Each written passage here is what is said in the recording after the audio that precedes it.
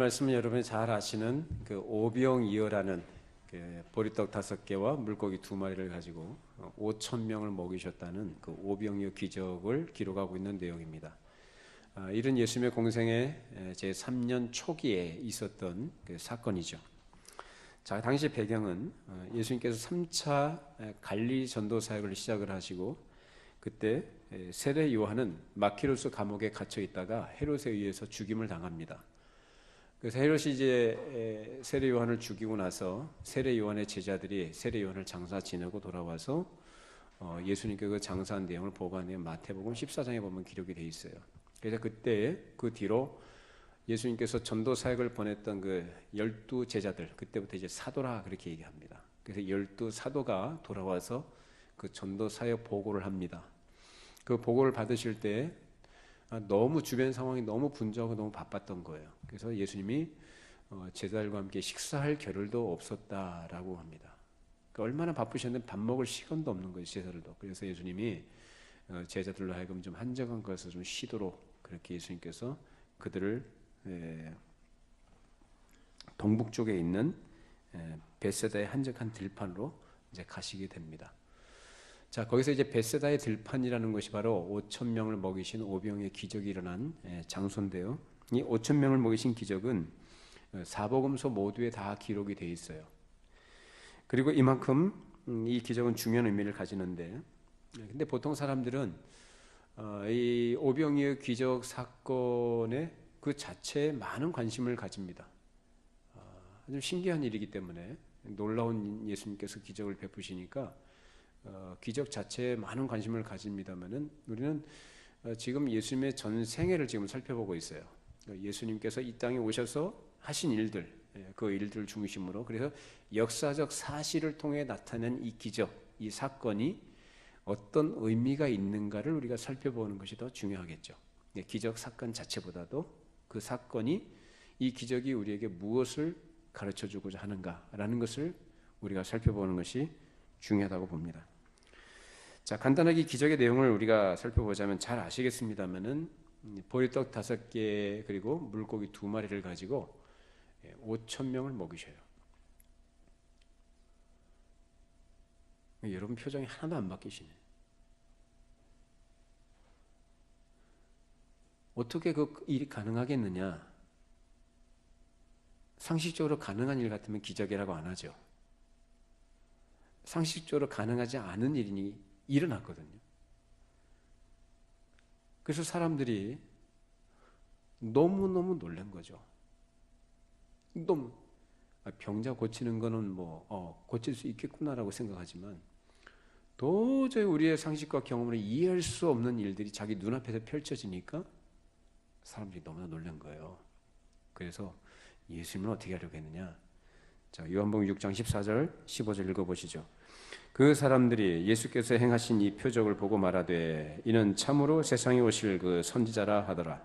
그러므로 예수께서 그들이 와서 자기를 억지로 붙들어 임금으로 삼으려는 줄 아시고 다시 혼자 산으로 떠나 가시니라. 예수님은 어떻게 하려고 해요? 예수님은 임금하려고 오신 분 아니죠. 왕노릇 하려고 오신 분 아니죠. 근데 사람들은 뭐 하려고 그래요 지금? 예수님을 자기들의 임금으로 삼으려고 그래요. 그러면서 심중에 뭐라고 해요? 야, 이가 바로 오실 그 선지자가 아니냐. 이 사람들이 가지고 있던 메시아관이 뭔지를 아시겠죠? 그들이 갖고 있던 메시아관이라는 것은 죄사함과 구원을 하는 메시아가 아니에요. 어떤 메시아예요? 현실적인 문제를 해결해 줄 메시아. 그렇게 이해하고 있다는 얘기예요. 그러니까 예수님께서 자기들이 당장 눈앞에 오병이어 기적을 보여주시니까 뭐예요? 이가 과연 성경에서 오시겠다고 말씀하셔서 예언됐던 그 메시아 아니냐라고 이렇게 생각을 하게 된 거죠. 그래서 왕 삼으려고 했다. 왜 왕을 삼으려고 해요? 예수님을 위해서요? 누굴 위해서요? 자기들 위해서죠. 그래서 예수님이 그날 밤에 제자들을 먼저 배에 태워서 가버나움 쪽으로 다시 가도록 하시고 이제 한적한 곳으로 가셨습니다. 이제 그 밤에 예수님께서 이제 바다 위를 걸어가시는 일이 있게 되고, 결국 예수님께서 그 제자들이 타고 있던 배에 같이 동승하셔서 다시 가버나움으로 들어가시고 거기서 많은 기적들을 행하시게 됩니다. 자, 그런데 이때가 예수님의 공생애 중 세 번째로 맞이하는 유월절입니다. 첫 번째와 두 번째 유월절은 예루살렘에서 예수님께서 유월절을 보내셨어요. 그런데 이 세 번째 유월절만큼은 어디에서요? 지금 갈릴리, 여기서 전도 사역하시면서 여기서 유월절을 보내시게 됩니다. 오늘 본문에 5천 명을 먹이신 것도 바로 이 유월절을 바로 앞에 둔 때예요. 그러니까 예수님의 공생의 주후 29년, 오늘 양력으로 얘기하자면 4월 16일이 유월절이에요. 그러면 4월 16일이 유월절이면 그 유월절 바로 앞전이라고 하니까, 그러면은 이 오병이어 사건은 언제 있었다는 얘기가 될까요? 4월 초순경이 되겠죠. 그러니까 요즘 우리식으로 얘기하자면 요즘 요맘때예요. 4월 초순경, 초중순경. 그래서 초순경에 이런 오병이어 사건이 있었고, 그 바로 이어서 이제 4월 16일에 유월절을 예수님께서 맞이하게 되는 것입니다.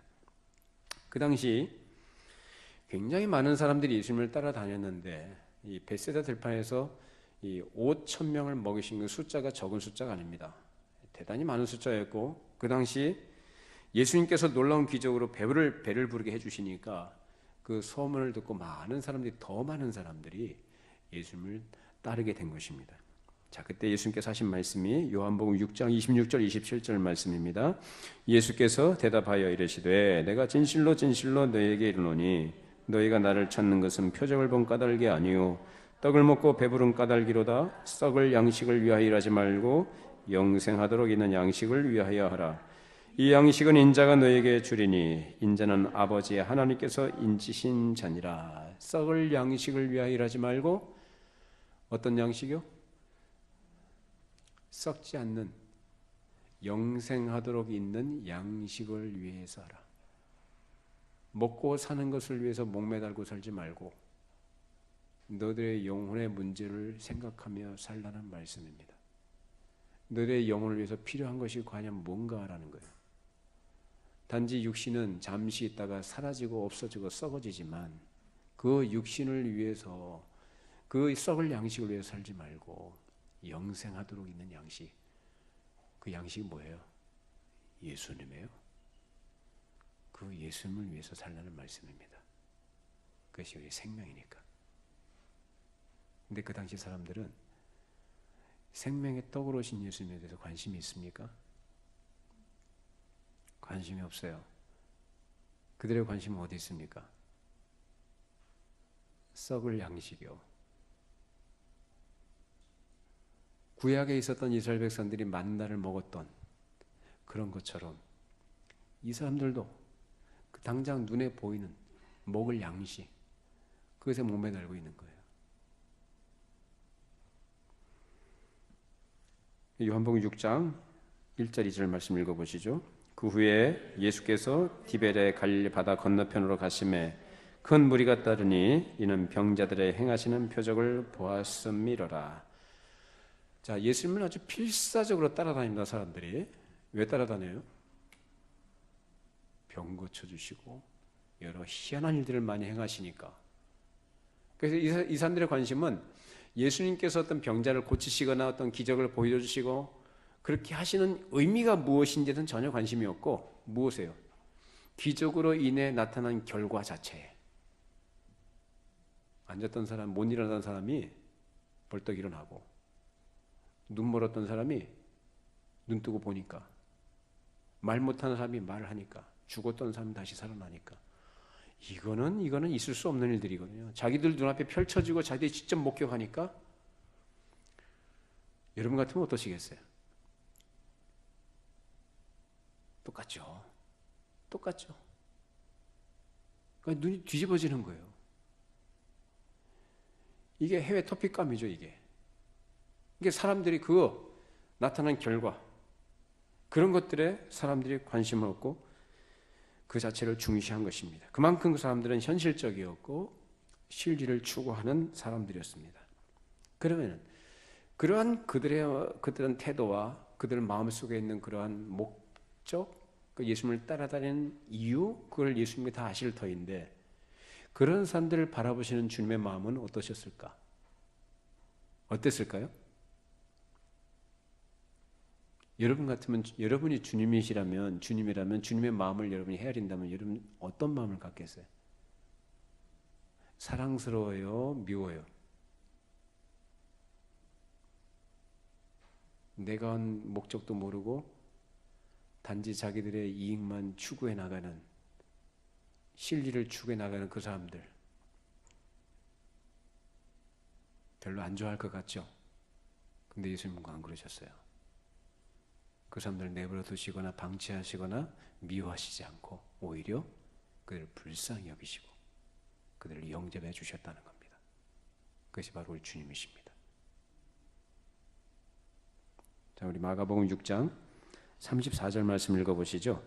예수께서 나오사 큰 무리를 보시고 그 목자 없는 양 같음으로 인하여 불쌍히 여기사 여러 가지로 가르치시더라.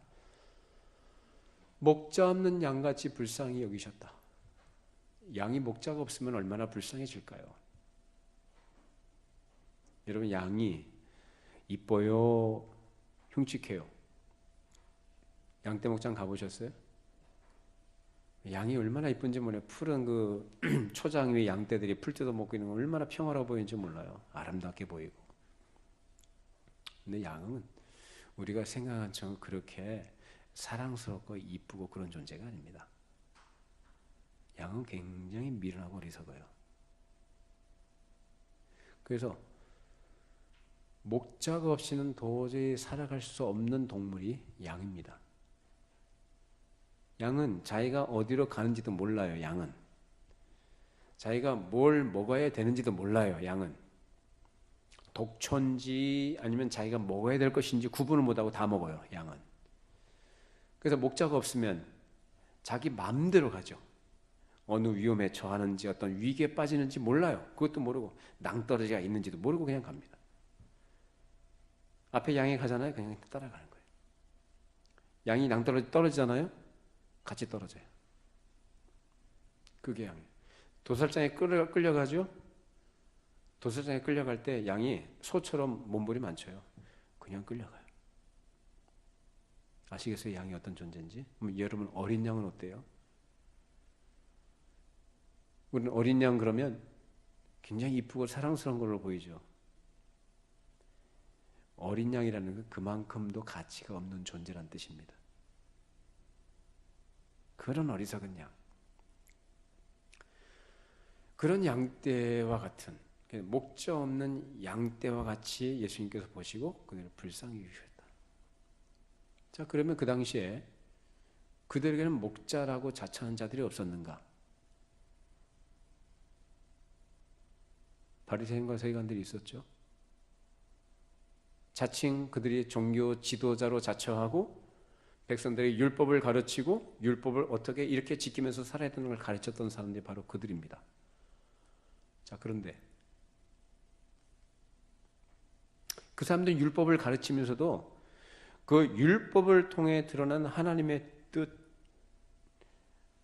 하나님의 그 언약 백성들에게 원하시는 것이 무엇인지에 대한 바른 이해도 없고, 그저 하라와 하지 말라. 그러니까 율법을 형식적으로 기계적으로 지키는 것, 결의론적인 그러한 율법적 가르침. 그러니까 백성들을 뭘로 만드는 거죠? 율법의 종으로 만드는 거죠. 자기들 스스로는 아브라함의 자손이라고 자처합니다. 실제로 그랬죠. 우리 조상은 아브라함이라고. 예수님이 당당히 예수님하고 대화할 때도 그러잖아요. 따지듯이 묻지 않습니까? 우리는 아브라함의 자손이다. 우리 조상은 아브라함이다. 그러니까 아브라함의 자손이고 자기들의 조상이라고 그렇게 얘기한다면은, 그러면 하나님께서 그 아브라함을 부르셔서 그에게 하신 언약이 무엇인지에 대한 이해를 해야 될 거 아닙니까? 그래, 언약 백성으로 형성된 이스라엘 백성들에 대해서 하나님께서 맡겨주신 사명이 무엇인지에 대해서도 이해가 있어야 되는 것이고, 그러면 그 언약 백성으로 부름받은 그 백성들은 언약 백성으로서 어떻게 하나님의 뜻을 따라 살아가야 되는가, 그 사명을 위해서 살아야 되는가라는 것을 제대로 가르쳐 줬어야 하는 것이 바로 지도자가 할 일입니다. 근데 그들 가운데는 그런 걸 제대로 가르치는 지도자가 하나도 없었어요. 그러니까 백성들이 얼마나 무지한 가운데서 자기들이 어디 가는지도 모르는 가운데서 그저 현실적인 문제에 급급할 수밖에 없었던 것이고 영적인 꼴을 얻지 못하니까 어떻게 해요? 늘 일일이 방황하고 있던 거예요. 방황하고 있던 거예요. 그런 그들이 지금 누구를 따라다니고 있어요? 예수님 따라다니고 있는 거예요. 그러니까 예수님 보실 때는 이스라엘에 지금 목자가 없어요. 지도자라고 자처하지만 그런 사람들이 없어요. 그러니까 그런 사람들을 따라다니는 그 영혼들을 보니까, 그 백성들을 보니까 그런 가운데서 예수님이 기적 행해 주시고 여러 가지 이적을 보여주시고 하니까 예수님 따라다니는 그들을 보니까 불쌍한 거예요. 대개 나라가 쇠퇴해 갈 때는요, 언제나 지루한 사람들은 없어집니다. 똑똑한 사람들. 여러분, 우리나라의 현실하고 비슷한 것 같아요. 똑똑한 사람들 다 외국에 나가 있습니다. 정말 유능한 사람들은요, 외국에 나가 있어요. 나라가 쇠퇴해 갈 때는 지혜로운 사람들은 없어지고요, 우매하고 어리석고 무모한 사람들이 권력을 잡게 되고, 그런 사람들이 권력을 잡고 나라를 끌어가게 되면 거기에 따른 백성들도 많이 힘들어집니다. 당시 이스라엘 민족들이 바로 그랬어요. 종교적 상황은 어떻습니까? 그들은 신정국가 백성들이에요. 근데 지금 상황이 어때요? 지금 로마라는 제국에 의해서 식민 통치를 받고 있어요. 자, 그러면 신정국가에서 가장 중심적인 지도자 역할을 해야 될 사람이 누구냐? 대제사장입니다. 그러면 그 대제사장은 어떤 사람들이었을까? 그 당시에 대제사장 안나스, 가야바와 안나스 뭐 이런 사람들이 그 정교적 실권을 잡고 있었죠. 그 원래는 대제사장이 되려면 아론의 정통 계보를 이은 사람들이 대제사장이 되어야 합니다. 근데 지금 그런 종교적 질서, 이 모든 게 다 무너져 버렸어요. 로마가 점령한 이후에 로마의 어떤 권한을 이양받았던 헤롯이라는 자가 이두메인이거든요. 이 사람이 또 유대인도 아니에요. 자칭 유대인이라고 하지만은 그 사람의 혈통은 유대인이 아니에요.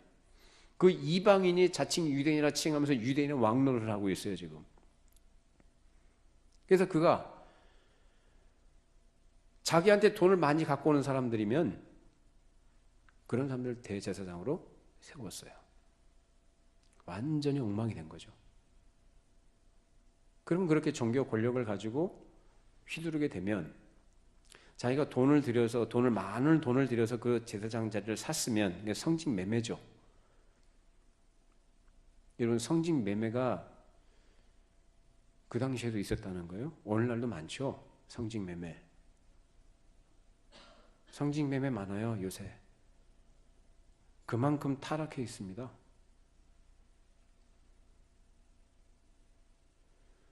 그래서 그 돈을 들여서 자기가 대제사장의 직을 샀으면은 그러면 어떻게 됩니까? 자기가 돈을 투자했으니까 뽑아내야죠. 누구한테 뽑아내요? 어디서 뽑아내겠어요? 헤로드한테 뽑아내겠어요? 로마 당국에 뽑아내겠어요? 백성들에게서 뽑아내죠. 어느 시대도 마찬가지죠.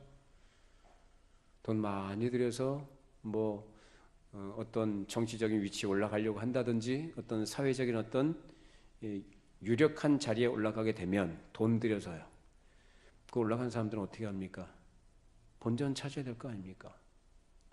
그 당시에 대제사장들이 그랬다 그 말이에요. 그래서 장사했죠. 성전에서 장사하도록 허용을 하고 성전 가까운 곳에서 매점을 열어서 여기에서 사람들은 제사에 필요한 물품을 사도록 강요하고 고가로 팔아넘기고 가난한 사람들 돈을 착취하고 이런 일을 많이 했습니다. 그러니까 백성들이 앞에서는 말 못하고 뒤에 돌아서서 욕하고 저주했잖아요. 자, 그러면 정치적으로는 어땠을까요? 종교적으로는 그랬고 정치적으로는 로마 당국이 정치적인 탄압은 그렇게 않았지만 백성들 입장에서는 정치적인 압박보다는 어떤 문제가 더 심각한 고통이었냐면 경제적인 문제입니다. 그 일에 앞장섰던 것이 바로 세리들이었죠. 오늘날로 말하면 세관원입니다. 이 사람들이 로마 당국에 상납해야 될 금액을 다 채우고 나면 나머지는 다 자기가 착복을 했어요. 그러니까 동족들의 피를 빨아먹는 일을 했던 것이 바로 세리들이었습니다. 반역자의 낙인을 찍었죠. 그래서 백성들이. 경제적으로 그렇게 수탈을 당하고 그렇게 큰 고통 속에, 큰 혼미함 속에 이 백성들이 신음하면서 살아가고 있는 거예요. 그럼 학문적으로는 어땠느냐? 학문적으로 훌륭한 사람이 없었던 건 아니에요. 그 당시 유명한 학파 두 학파가 있습니다. 힐렐 학파라는 것이 있고 샤마이 학파가 있는데 이 두 학파 쌍대, 이 양대 학파인데 그래서 유대 사상의 중심축이라고 할 수 있어요. 이런 사람들로부터 배우고 가르침을 받은 사람들이 나름 자기들은 제대로 된 학문을 배웠고 오늘날로 말하자면 식자층에 들어가는 거죠. 제대로 배운 것을 가지고 자기 학문을 자랑하고 백성들을 가르친다고 가르쳐요. 그러면서 자기 자랑하고 자기 만족에 빠져 있는 사람들이 많았습니다. 그리고 두 학파에 속해 있는 사람들이 누구였는가? 서기관과 바리새인들이 굉장히 많이 있었어요. 이런 상황 속에서 백성들은 뭡니까? 종교적으로, 정치적으로, 경제적으로, 학문적으로 도무지 백성들은 말 그대로 목자 없는 양과 같은 그런 상태에 있었다는 거예요. 이런 상태에 있는 사람들이 예수님이 나타나셔서 천국 복음을 말씀하시고 병자들을 불쌍히 여기시고 고쳐주시고 하시니까 우리가 기대하던, 우리가 고대하던 메시아가 바로 이분 아닌가 몰려들고 따라다닙니다. 그래서 그런 사람들이 지금 예수님을 따라다녔는데 그 수가 여기서 5,000명이라고 했지만 그것은 여자와 어린아이들을 제외한 숫자입니다. 그럼 여자와 어린아이들은 왜 숫자에 안 쳤느냐? 여성분들한테는 미안하지만 그 당시에 여자와 아이들은 사람 수에 치지 않았습니다. 그래서 성경에서도 사람이라고 할 때는 여자를 사람이라고 한 게 아니에요. 남자를 기준으로 해서 사람이라고 했습니다. 그래서 유대 백성들도 그 당시 숫자를 얘기할 때 어쨌든지 간에 지금 여자와 어린아이들을 제외하고 남자들만, 장정들만 한 5,000명쯤 되더라라고 기록이 된 것입니다. 이렇게 해서 예수님께서 먹이셨는데 그 당시에 제자들과 함께 예수님께서 산에 올라앉으셨을 때 수많은 사람들이 예수님께로 몰려들었었고 그들에게 병자를 고치시고 여러 가지로 가르치시는 그런 일들을 하셨는데요. 그때 날이 저물게 됩니다. 말씀을 가르치시고 병자 고치니까 얼마나 시간이 빨리 갔겠어요. 자, 때는 저물어가고 지금 장소는 빈들입니다. 아무 대책이 없습니다. 어떻게 되죠? 밤엔 또 얼마나 추워요. 하루 종일 그 사람들이 뭘 먹었는지 모르겠지만은 그 줄인 상태에서 추위가 이제 닥칠 텐데 이 제자들이 걱정스러워요. 그래서 예수님께 묻습니다. 마가복음 6장 35절 37절입니다. 때가 저물어가매 제자들이 예수께 나와 여짜오되 이곳은 빈들이요 날도 저물어가니 무리를 보내어 두루 촌과 마을로 가서 무엇을 사 먹게 하옵소서.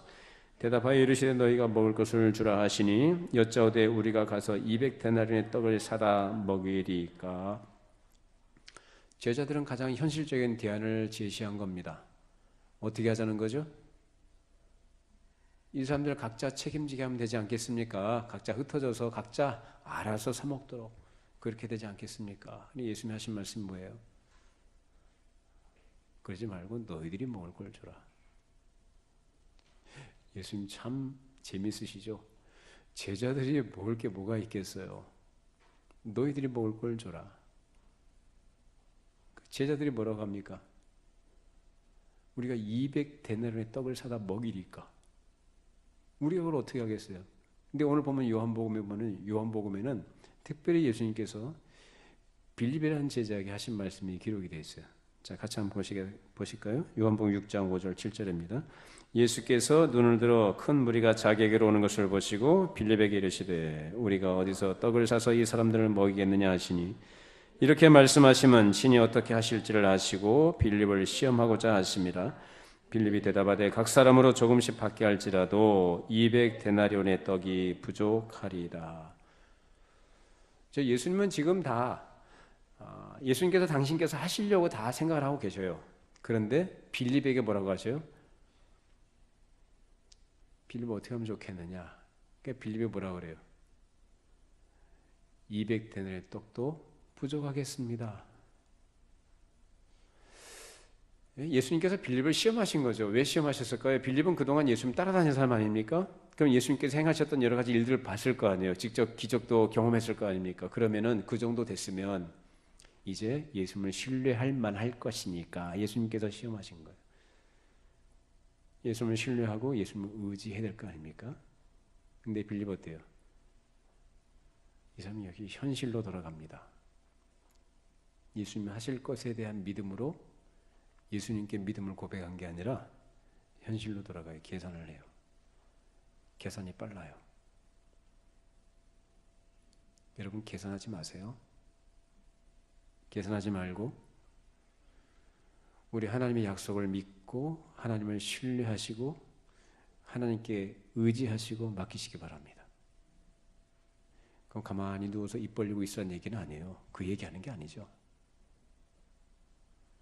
근데 빌립은 지금 현실적인 얘기를 하는 거예요. 200데나리온의 떡을 갖다 사다가 먹이면 되겠습니까? 또 모자랄 거 아니겠습니까? 라고 얘기를 합니다. 200데나리온이라면 한 데나리온은 그 당시 장정 하루 품삯입니다. 오늘날 그게 하루 일당 한 10만 원 되나요? 우리나라? 그러니까 200명의 품삯. 그걸 가지고 이 5천 명을 먹인들 되겠냐? 그것도 모자라지 않겠느냐라고 이렇게 이해를 한 거예요. 그러니까 예수님이 하신 말씀이 마가복음 6장 38절 44절이죠. 같이 읽어보시죠. 이르시되 너희에게 떡 몇 개나 있는지 가서 보라 하시니 알아보고 이르되 떡 5개와 물고기 2마리가 있더이다 하거늘 제자들에게 명하사 그 모든 사람으로 때를 지어 푸른 잔디 위에 앉게 하시니 때로 100명씩 또는 50명씩 앉은지라. 예수께서 떡 5개와 물고기 2마리를 가지사 하늘을 우러러 축사하시고 떡을 떼어 제자들에게 주어 사람들에게 나누어 주게 하시고 또 물고기 2마리도 모든 사람에게 나누시매 다 배불렸고 남은 떡조각과 물고기를 12바구니에 차게 거두었으며 떡을 먹는 남자는 5,000명이었더라. 자, 오병이어로 남자들만 먹은 사람은 5,000명이다. 먹은 사람이. 그리고 남은 것이 12바구니에 가득 차게 남았다라고 합니다. 여러분 이 사실이 믿어지십니까? 믿어지세요?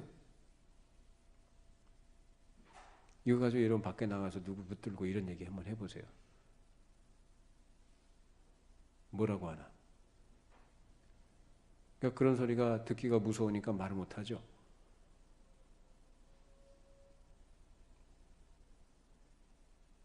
이런 걸 여러분이 의심하거나 믿지 못한다면 여러분 예수 믿을 수 없어요. 하나님의 태초에 천지를 말씀으로 창조하셨는데 믿으십니까?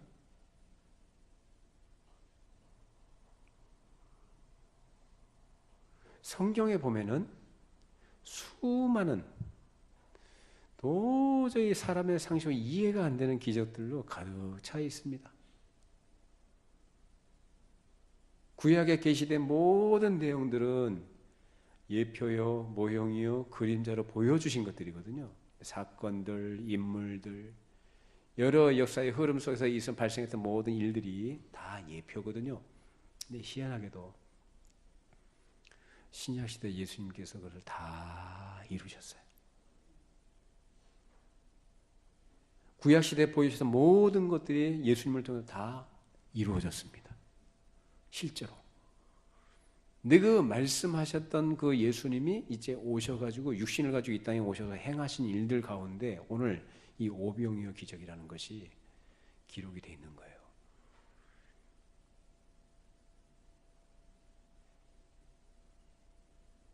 그래서 이 오병이어 기적 사건에 대해서 오늘 본문을 통해서 우리가 확인해 보고 있는데, 그 당시 남자 장정만 5천 명이 먹었고 그 외에 여자와 아이들까지 합치면 몇 명이나 먹었을까요? 2만 5천에서 한 3만 명 정도 되지 않을까. 얼마든지 최소로 미니멈으로 그렇게 추론해 볼 수 있습니다. 자, 그 당시 이제 일부 다처제가 있었던 시대 아닙니까? 그러면 남자만 5천 명이라고 한다면 그 남자 한 사람이 집에 돌아가면 부인이 몇 사람이 있겠죠. 그러면 그 부인들로부터 태어난 아이들도 많겠죠. 그러면 그 가장이, 예수님께서 만드신 떡과 물고기를 먹고 간 가정이 집에 돌아가서 아, 예수님이라는 분이 이렇게 해서 내가 직접 그거 먹고 왔어라고 얘기할 거 아니에요. 그렇죠? 그럼 그 얘기를 들었던 사람들이 자기 가정이 미치지 않은 한, 그리고 그동안 들었던 예수님이 하셨던 일들을 다 익히 들었다 알기 때문에 아, 그러면 예수님이 그렇게 하셨겠구나라고 믿을 거 아닙니까? 그것이 얼마나 많은 사람들이 들었을까요? 삽시간에 퍼져나갔겠죠. 수많은 사람들이. 그래서 이 오병이어 기적 이후에 엄청나게 많은 사람들이 예수님을 따라다닙니다. 자, 그래서 이런 현상들에 대해서 종교 지도자들 그리고 로마 당국자들 예의주시했겠죠. 종교 지도자들, 특히 바리새인과 서기관들 입장에서 봤을 때 예수님이 지금 달가운 존재가 아닙니다. 왜요? 백성들의 관심이 누구한테 쏠려 있어요? 그동안 자기들의 가르침을 충실히 따르고 자기들에게 관심을 두고 자기를 존경했던 사람들이 그 마음이 예수님께로 쏠려가니까 그것이 불쾌했고 기분 나빴고, 그리고 더 더군다나 자신들의 종교적 기득권, 영향력이 약화되거나 상실될까 봐 그것이 불안했던 거예요. 그래서 예수님을 어떻게든지 제거를 해야 되겠다고 생각을 하고 있었습니다. 자, 로마 당국 입장에서는요, 지금 한두 명도 아니고 수천 명, 수만 명이 예수라는 사람이 가는 곳마다 몰려다니거든요. 그러면 통치자들, 즉 식민 통치자들 입장에서 봤을 때 이 군중들이 모이는 것은 굉장히 위험한 것입니다. 더군다나 식민지에서 어떤 한 사람이 축이 돼가지고 그 사람의 절대적인 영향력을 가지고 사람들을 끌고 다니는 것은 이건 정치적으로 굉장히 위험한 일이기 때문에 로마 당국에서는 굉장히 긴장을 하지 않을 수 없었던 거죠. 만약에 유대인들이 갖고 있었던 메시아관과 같은 그런 인물로 예수님이 나타나셔가지고 그 사람들의 마음을 선동을 해서 내가 성경에 기록된 내가 메시아다라고 얘기했다면, 우리 로마 당국을 타도하자 한마디만 하면 백성들이 어떻게 하겠어요? 들고 일어나죠. 이런 굉장히 위험한, 극도로 위험한 일을 지금 하는 인물로 간주될 수 있는 위치에 있는 것이 바로 예수님이었어요. 근데 예수님은 어떻게 하셨어요? 그들의 우려와 그들의 경계와 전혀 다른, 오히려 백성들이 모이면 예수님께서 어떻게 하셔요? 선동하시거나 세력화하지 않으시고 어떻게 해요? 흩으셔요. 흩으시고 오히려 그들 간의 병자들을 예수님 고쳐주시는 일들만 하시는 겁니다. 이런 일들을 예수님이 해나가셨던 거죠. 그렇게 예수님이 하신 일들이 본질적으로 그들이 알고 있는 메시아 일과는 전혀 다르다는 것을 헤롯이나 로마 당국자들과 알고 있었기 때문에 아직은 그대로 두고 있는 것입니다. 그러나 한편으로는 자신들이 우려하는 일들이 그냥 상상 속에 있는 일들이 아니라 언제나 현실화될 수 있다는 그 가능성이 있기 때문에 예의주시하고 있는 것입니다. 자, 이렇게 유대 사회에서는 예수님이라는 존재가 로마 당국과 종교자들의 경계 대상이었지만 민중들에게는, 보통 백성들에게는 관심의 대상이었던 것입니다. 자, 그러면 오늘 이 오병이어 사건에 대해서 오늘날도 많은 사람들이 이런 관심을 가지고 있고 여기에 여러 각자 해석하고 보는 관점들이 좀 달라요. 자, 그러면 예수님께서 오병이어 기적을 통해서 보여주신 그 의미는 뭔가? 이것은 우리에게 뭘 가르쳐주고 싶은가요? 어떤 사람들이 이렇게 해석을 해요.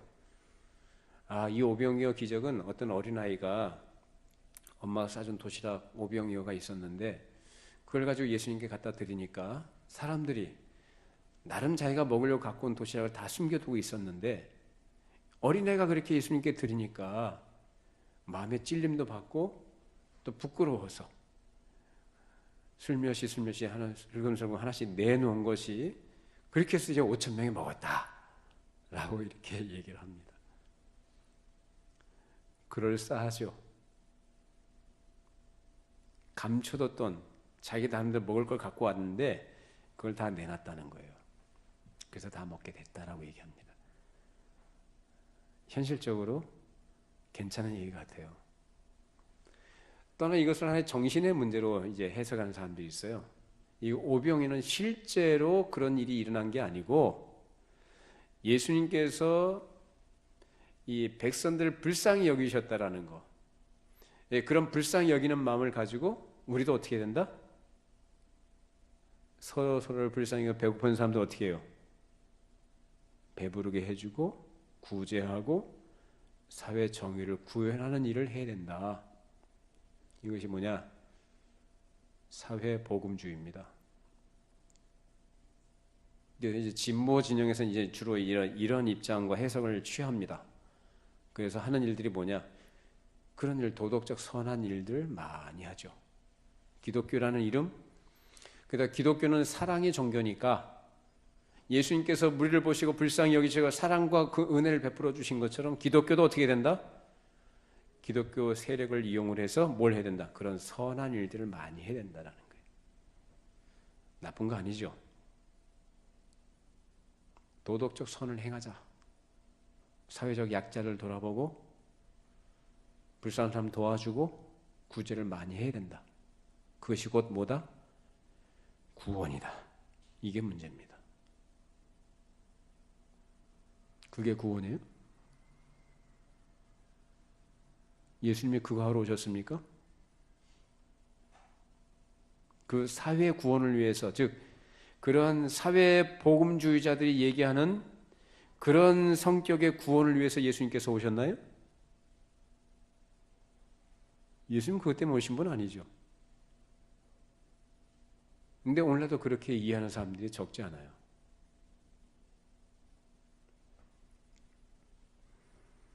그런 태도는 성경을 통해 계시된 하나님의 뜻이나 오병이어 기적을 통해 보여주신 계시와는 전혀 관계가 없는 것입니다. 그것은 기독교의 본질적인 것도 아니고 오히려 기독교 신앙의 본질을 왜곡하는 것입니다. 예수님은 하나님의 뜻을 계시하러 오신 분일 뿐만 아니라 예수님 당신 자신이 하나님의 계시입니다. 곧 뭐냐? 하나님께서 죄인들을 향해 가지고 계신 뜻이 무엇인지를 드러내시고 그것을 보여주시고 그것을 증거하시기 위해서 오신 분이 예수님이시고 그 목적을 따라 오신 예수님이 하신 일 또한 역시 같은 의미의 일들이었다라는 것입니다. 목자는 양같이 그들을 불쌍히 여기셨다. 인생이 무엇인지, 왜 사는지, 무엇을 위해서 어떻게 살아야 되는지를 모르는, 그 방향이 무엇인지를 모르는 자들을 깨우쳐 주시기 위해서 예수님은 당신이 생명의 떡으로 오신 하나님의 아들 되심을 드러내시기 위한 것입니다. 이걸 알아야 되는데 이거를 몰라요. 관심이 없어요. 어디 관심이 있어요? 떡. 그래서 떡을 먹고 배부르기 때문이다. 오늘날도 그런 분들이 적지 않은 것 같습니다. 교회 안에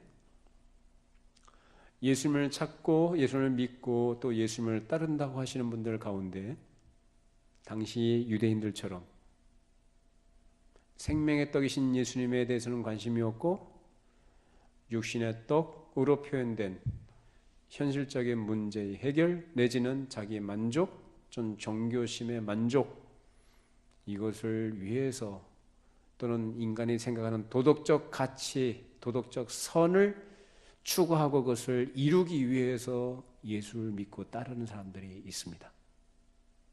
그건 성경에 말하는 기독교 신앙이 아닙니다. 여러분의 관심은 어디에 있습니까? 여러분 예수님을 어떻게 이해하고 있나요? 오늘 오병이어 기적 사건을 통해서 여러분들이 생각하게 된 바가 무엇입니까? 예수님은 여러분의 생명이십니다. 예수님은 여러분의 영혼의 양식입니다. 예수님은 우리 삶의 근원이시 되시는 분이에요. 우리 육신의 떡을 위해서거나 먹을 걸 위해서 우리 이 세상에서 했던 삶의 성취를 위해서 오신 분이 아니에요. 예수님은 우리를 죄에서 구원하시는 구원자이시고 우리가 사랑으로 섬게 될 대상이시고 우리의 왕이십니다. 그 예수님에 대한 바른 이해를 가지시고 예수님께서 내 인생에 내 삶에 어떤 의미가 있는 분인가를 늘 깊이 생각하시면서 말씀을 통해 깨달아 가시고 바른 신앙과 믿음으로 그 안에서 여러분 영혼에 참된 기쁨 그리고 감사, 확신 이 터 위에서 신실하게 주를 따르고 마음을 다해 섬기는 우리의 삶이 되기를 간절히 바랍니다. 기도하겠습니다. 걸어가신 하나님, 오늘 주일 말씀으로 우리 영혼의 꼴을 허락해 주시고 참으로 예수님을 아는 즐거움을 맛보며 누리게 주심을 감사를 드립니다. 예수님이 누구신지, 왜 이 세상에 오셨으며 내가 왜 예수를 믿어야 되는지 우리가 말씀을 통해 바르게 잘 이해하고 깨닫게 해주셔서 참으로 하나님께서 우리가 원하시는 하나님의 삶을 참 믿음과 신앙의 길을 걸어가는 주님의 뒤를 따르는 제자로서의 삶을 우리가 잘 감당하며 신실하게 주를 섬기는 주의 백성들이 되게 하여 주시옵소서. 예수님의 이름으로 기도합니다. 아멘.